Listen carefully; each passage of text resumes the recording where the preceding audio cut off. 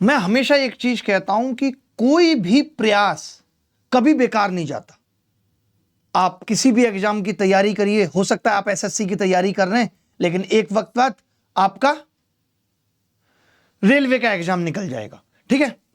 मतलब आप मेहनत करते रहेंगे तो कहीं ना कहीं फल जरूर मिलेगा। इसीलिए मैं हमेशा कहता हूं कि गलत के खिलाफ हमेशा आवाज उठाते रहिए। हो सकता है चीजें हाल ठीक नहीं होंगी लेकिन एक वक्त बाद जरूर ठीक होंगी। आप देख सकते हैं पिछले एक साल में हमने जितनी भी आवाजें उठाई हैं, चाहे वो चेयरमैन साहब से मुलाकात की बात हो, चाहे डीओपीटी मिनिस्टर से मुलाकात की बात हो, चीजें बदली हैं, बहुत कुछ बदला है। जो गलत सवाल पूछने के नाम पे फीस वसूली जा रही थी वो सब कुछ बदला है। आज एसएससी का अभी एक नोटिस आया है जो आप देख सकते हैं सीधे सीधे। आपको पता होगा कि एक केस कैट में लगाया गया था और कैट ने उस केस को डिसमिस कर दिया था, और ये काफी पुरानी बात है। उस केस को फिर हाई कोर्ट में हम लोग लेकर गए, एक एक चीज प्लानिंग से खूब फाइट की, और फाइनली वो खूब सारी बहस के बाद वहां से भी ये कह के डिसमिस कर दिया गया कि कमियां हैं, एसएससी की गलतियां हैं, खूब डांटा गया एसएससी को, तमाम रिपोर्ट्स मंगाई गई, ये कह दिया गया कि better luck for next time बच्चों के लिए। लेकिन अभी एसएससी का एक नोटिस बता रहा है कि वो लड़ाई हमारी खाली नहीं गई। आपको पता होगा वो लड़ाई इस चीज के खिलाफ थी कि 2024 में नॉर्मलाइजेशन गलत तरीके से हुआ। नॉर्मलाइजेशन से ज्यादा गलत हुआ कि बच्चों को मार्क्स टू ऑल दे दिए गए। ऐसे ऐसे सवाल जिनके अंदर माइनर मिस्टेक्स थी, कॉमा की, उन सबको गलत मान के सबको नंबर दे दिए गए, और नतीजा ये हुआ कि जो बच्चे पढ़ने में अच्छे थे वो बाहर हो गए, जो बच्चे उतने डिजर्व नहीं करते थे वो अंदर आ गए। यानी लड़ाई फेयर ही नहीं रही। आपने दुनिया को कहते हुए सुना होगा कि जीत हार तो बात की बात है, लेकिन लड़ाई तो फेयर हो, फाइट तो फेयर हो। आज एसएससी का नोटिस ये बताता है कि गलत कभी मत सहिए, हो सकता है आपको फायदा नहीं मिलेगा। गांधी जी ने आजादी की लड़ाई ये सोच के नहीं लड़ी होगी कि आजादी में मैं मौज काटूंगा, लेकिन आज हम सब मौज काट रहे हैं उस आजादी में। तो लड़ाइयां यही सोच के लड़ी जाती हैं। ये जो अभिनातन वाली लड़ाई लड़ी गई, ये यही सोच के लड़ी गई कि भाई इस बार तो आपने मार्क्स टू ऑल कर दिया, बट आगे के बच्चों का क्या। तो ये सब कुछ एसएससी ने अपने इस नोटिस में बताया है कि अब किस क्वेश्चंस को गलत माना जाएगा, किसको नहीं माना जाएगा। एक क्वेश्चन के एक से ज्यादा ऑप्शन है तो क्या होगा, अगर क्वेश्चन आउट ऑफ सिलेबस दिख रहा है तो क्या होगा। जैसे अभी कंप्यूटर वाले पेपर में आपको लगा कि आउट ऑफ सिलेबस है, लैंग्वेज स्पेसिफिक एरर है, तब क्या होगा, अगर ट्रांसलेशन में एरर है तो क्या होगा। ये सब कुछ एसएससी ने बताया। मैं आपको ब्रीफ में समझाता हूं हुआ क्या है। एसएससी ने जो आंसर की चैलेंज का सिस्टम था, जो आप ऑब्जेक्शन लगाते हैं कि इस सवाल में यह दिक्कत है, उसकी एक डिटेल गाइडलाइन जारी की। एसएससी ने कहा है कि क्वेश्चन हम केवल उसी केस में डिस्कार्ड करेंगे जब क्वेश्चन एम्बिगियस होगा, इनकरेक्ट क्वेश्चन होगा, कोई भी सही ऑप्शन नहीं होगा तो क्वेश्चन को डिस्कार्ड कर दिया जाएगा, और उस क्वेश्चन के मार्क्स सभी कैंडिडेट को मिलेंगे चाहे उसने अटेम्प्ट किया है या नहीं किया है। इससे क्या होगा कि वो मेरिट पे फर्क नहीं डालेगा। अब बात आती है कि अगर आउट ऑफ सिलेबस क्वेश्चन पूछा जाए तो एसएससी का इस नोटिस में यह कहना है कि वैसे तो हमने सिलेबस को बहुत ब्रॉडली डिफाइन कर दिया है, इसीलिए ऐसा होना रेयर है, लेकिन फिर भी अगर एसएमई ये कंफर्म कर देते हैं कि ये क्वेश्चन आउट ऑफ सिलेबस था तो ये क्वेश्चन भी डिस्कार्ड कर दिया जाएगा, और इसके मार्क्स भी सभी को मिलेंगे, चाहे किसी ने अटेम्प्ट किया है या नहीं किया, किसी ने सही किया है, गलत किया है, इससे कोई मतलब नहीं। अब बात आती है कि कई बार आप देखते होंगे मल्टीपल करेक्ट आंसर्स वाले क्वेश्चन आ जाते हैं।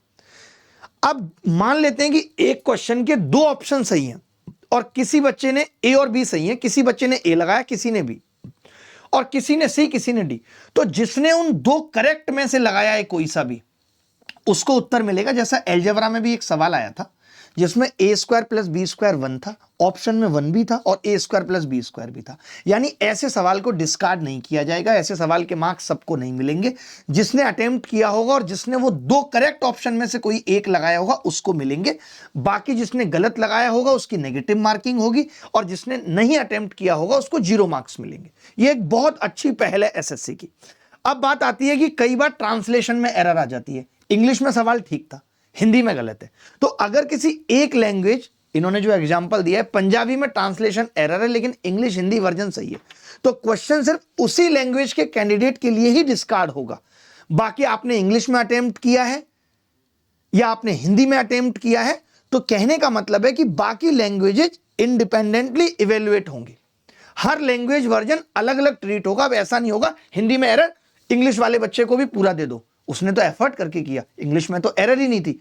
तो ये भी एसएससी ने ठीक किया है।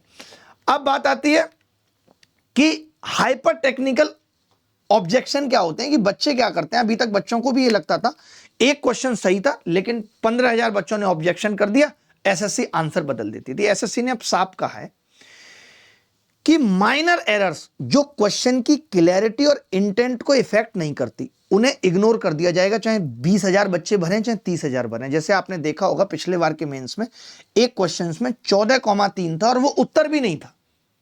तो एसएससी का साफ साफ कहना है कि हम इंटेंट देखेंगे, इंटेंट अगर इफेक्ट नहीं हो रहा है तो छोटी मोटी गलतियां, दा, कॉमा, इन सब चीजों को इग्नोर कर दिया जाएगा और आपका ऑब्जेक्शन रिजेक्ट कर दिया जाएगा। मल्टीपल करेक्ट आंसर है, आप क्लेम करते रहिए। अगर एसएमई ने बेस्ट मोस्ट एप्लीकेबल आंसर देख लिया है, भले ही उसका ये क्या लिखा हुआ ऑब्वियस यूनिक आंसर है, वह मल्टीपल करेक्ट आंसर का क्लेम रिजेक्ट हो जाएगा। मतलब अब आप नहीं कर सकते। अगर एक ऑप्शन के ज्यादा ऑप्शन भी अवेलेबल हैं तो वो उसको ठीक मानेंगे जो सबसे ज्यादा करेक्ट है। बात इतनी सी है। बेस्ट एप्रोप्रिएट आंसर वो पहले से और एग्जाम्स में भी ऐसा होता है। अच्छा, अब बात एसएससी ने एक और साफ कर दी है नीचे जाके कि नंबर ऑफ ऑब्जेक्शन मायने नहीं रखते। एक भी अगर स्ट्रॉन्ग ऑब्जेक्शन है तो एक्सेप्ट हो जाएगा, और 1,00,000 भी अगर वीक ऑब्जेक्शन है तो वो रिजेक्ट कर दिए जाएंगे। सीधी सीधी बात है। तो एसएससी का साफ साफ ये कहना है कि चैलेंज का सिस्टम अब हम और ज्यादा ट्रांसपेरेंट कर रहे हैं, और जो बच्चों को शिकायत थी कि आप बात बात पे मार्क्स टू ऑल कर दे रहे हो, वो भी एसएससी ने दूर कर दिया है। मैंने ये वीडियो सिर्फ इसलिए बनाया है कि आपको ये पता लग जाए, जब आप ऐसी चीजें देखते हैं, आपने लास्ट ईयर भी बहुत सारे वीडियो देखे होंगे, तो आपकी हिम्मत टूटती है कि इतनी मेहनत करो तो सुधार हो रहा है। और ये आप भारत देश में रहते हैं, थोड़े दिन बाद अलग बात है कि भारत विकसित हो जाएगा, 2047 के बचे ही कितने दिन है, तब अलग बात होगी, बट अभी नहीं है। अभी तो बहुत सारी खामियां हैं, बहुत सारी दूर हो गई हैं, बहुत सारियों को दूर करना है और सब मिल के करेंगे। हमारी इस एग्जाम सिस्टम, एजुकेशन सिस्टम के एजुकेशन सिस्टम के खिलाफ लड़ाई जारी थी और अंतिम सांस तक जारी रहेगी। बस इसमें दुख इस बात का है कि जिन बच्चों के साथ गलत हो गया उनका क्या, उनका कुछ नहीं हो सकता। तो अभी हमारे देश का सिस्टम ऐसा है जहां पे ये कह दिया जाता है कि रिजल्ट पब्लिश हो चुका है, अब कुछ नहीं हो सकता, इतने सारे बच्चों का भविष्य उलझा हुआ है, ये कह के खत्म कर दिया जाता है। बट चिंता और संवेदना उनके लिए फिर भी बच जाती है जिनका आखिरी अटेम्प्ट होता है कि वो कहां जाएं, उनके पास तो ऑप्शन नहीं है। तो एसएससी से गुजारिश है कि इतना कुछ लिखा था तो ये भी आखिरी में लिख देते कि इन सब की वजह से जो आज हमें ये बुद्धि आई है, इन सब की वजह से जो आपका नुकसान हो गया, हम आपको एक एक और अतिरिक्त मौका दे रहे हैं अपने आप को साबित करने का, वरना कैसे आपकी जिंदगी चलेगी, नहीं सोचा आपने। खैर, हमारी लड़ाई जारी थी, जारी है और जारी रहेगी। आपने देखा है कि पिछले 8-9 महीने में लगातार सुधार होती हुई, सुधरती हुई चीजें आपको दिख रही हैं, और उम्मीद करता हूं कि आपकी तैयारी अच्छी चल रही होगी। पढ़ाई लिखाई पे जोर देते रहिए। अभी आपने मेरा एक शॉर्ट वीडियो भी देखा होगा जिसमें मैंने क्लियर ये कहा कि ये रैंक्स की लड़ाई भी बंद होनी चाहिए। हर एक बच्चा सम्मान का हकदार है जो सफल होकर आया है, चाहे वो किसी भी पोस्ट पे है, चाहे उसकी कोई भी रैंक है। वो गाइडेंस न्यू कमर्स के लिए होना चाहिए, वो इंस्पिरेशन न्यू कमर्स के लिए होना चाहिए, ना कि वो मिसलीडिंग